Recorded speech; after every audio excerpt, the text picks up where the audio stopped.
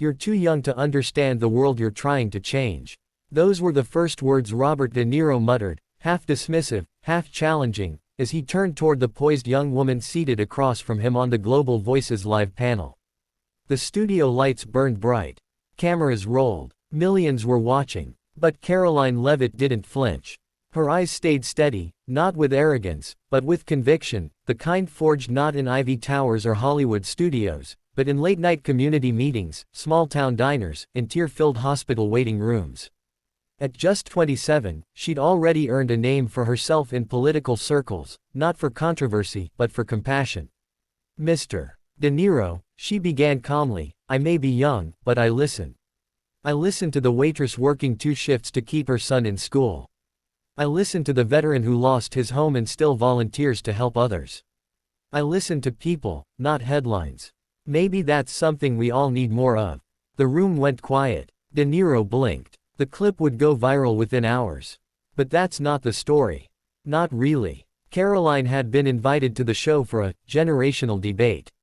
She hesitated. Not because she was afraid of confrontation, but because she hated what debates had become, shouting matches without soul. But her chief of staff, Maria, had shown her a handwritten letter. It came from an elderly woman in Ohio named June. June had watched Karoline defend a special needs teacher on local news a few months ago. My grandson has autism, the letter read, and people like you remind me hope isn't lost. That sealed it. Karoline didn't go on TV for herself. She went for June. As the discussion heated up, De Niro grew visibly irritated. He mocked her experience, accused her of parroting, talking points, even waved her off when she tried to speak of the opioid crisis in Appalachia. What would you know about poverty? He scoffed. There it was. The moment. Karoline inhaled deeply. Then, gently, she reached into her blazer pocket.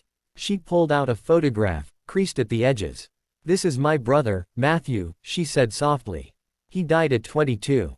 Overdose. Fentanyl laced into what he thought was just pain relief. He was trying to get better. He didn't make it, and we couldn't afford rehab. The air was thick. Even De Niro sat still. So yes, I know something about poverty, Mr. De Niro, she said, her voice trembling but steady. And that's why I fight for people like him. Not because it's political. Because it's personal. After the show, the online world erupted. Headlines screamed about how she destroyed De Niro. Memes exploded. Talk shows took sides. But Karoline didn't celebrate. She stayed late, replying to messages from grieving mothers, recovering addicts, and young people who saw a piece of themselves in her. She ignored the noise. Until she got a call. From Robert De Niro. He didn't yell. He didn't deflect. I watched it back, he said quietly. I got defensive, but you spoke from somewhere real. I forgot how to do that. There was silence. Then he added, you said it's not political. Just personal. That hit me. Karoline didn't expect the call. And she certainly didn't expect what happened next. Together, they launched a public foundation, the Matthew Project. Its mission: funding mental health support and addiction recovery centers in underserved communities. De Niro donated the first $1 million. Karoline matched it with grassroots donations. Cynics called it PR. But the first rehab center opened in New Hampshire within 2 months. At that ribbon-cutting ceremony, a teenage girl approached Karoline with her mom. Tears in both their eyes. I was going to give up, the girl said. Then I saw your story. And I asked for help. That night, Karoline cried, not for pain, but for something like peace. A healing that began with a televised clash and ended in a circle of humanity. Karoline Leavitt didn't go on TV to destroy anyone. She went to remind the world that behind every issue was a face, a family, a future worth fighting for. And in an age of noise, her voice, calm, kind, and unwavering, was exactly what the world needed to hear. Hashtag Karoline Leavitt, hashtag Robert De Niro, hashtag ViralTVMoment, hashtag Kindness Matters, hashtag Compassion in Politics, hashtag Heartfelt Debate, hashtag Youth Voices, hashtag Addiction Awareness, hashtag Humanity First, hashtag Redemption, hashtag Inspiring Stories, hashtag The Matthew Project. Hashtag Description: Karoline Leavitt stuns Robert De Niro in a live TV debate that takes an unexpected emotional turn. A powerful story of compassion, loss, and redemption that inspired a nation and sparked real change. 3 months after the first center opened, the buzz had settled, but the work had only just begun. Karoline refused to let it become a fleeting headline. Every Friday, without fail, she visited one of the clinics. No media, no speeches, just quiet conversations. In Louisville, she sat beside a father detoxing after a 15-year heroin addiction. In Boise, she held the hand of a pregnant teen terrified of repeating her mother's life. In Baltimore, she listened to a former gang member share how art therapy was helping him paint again, for the first time since his brother's murder. She didn't try to fix them. She listened. She remembered. And they saw that. Meanwhile, De Niro was changing too. It started with a letter.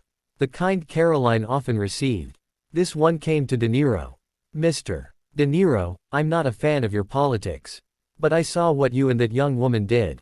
You helped my nephew. So, thank you. Gary, retired coal miner, West Virginia. It struck him harder than any film review ever had. He started showing up, quietly, at the centers too.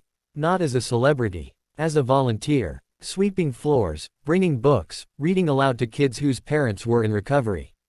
He stopped demanding respect and started earning it.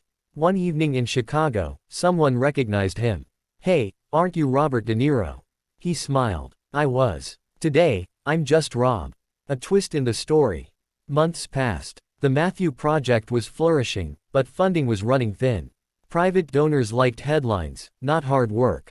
Karoline and De Niro sat across from each other again, but this time, not on a panel. In a modest office surrounded by files and coffee cups, they faced a difficult reality. We need $10 million to keep the next 6 centers alive, Karoline said. We've exhausted the celebrity card. De Niro sighed. Then maybe we use the human card. The National Town Hall. Broadcast on every major network, Karoline and De Niro hosted a national night of stories, but it wasn't about them. It was about the people the world forgot. One by one, survivors stepped onto stage. A former opioid dealer who now ran a youth shelter. A war vet who found healing in helping others. A grandmother raising her grandkids after her daughter's overdose, who now taught recovery art classes. Then came a surprise. June, the elderly woman from Ohio who had written Karoline that first letter, stood slowly from her wheelchair. I don't have money, she said. But I'm here to say thank you. You reminded me that kindness can ripple farther than any anger ever could. There wasn't a dry eye in the building. That night raised $26 million. Enough for 15 new centers. But more than that, it ignited a movement. High schools began hosting listening circles. Cities passed ordinances for better recovery care. Veterans groups partnered with local clinics. And across Canada, the UK, and beyond, communities replicated the model. Karoline returned to the first center, the one named after her brother, Matthew. She found De Niro in the garden with a young boy who was planting tulips. He told me tulips come back even after the hardest winters, the boy said with a toothy grin. I think I'm like that. Karoline knelt beside him, her eyes misting.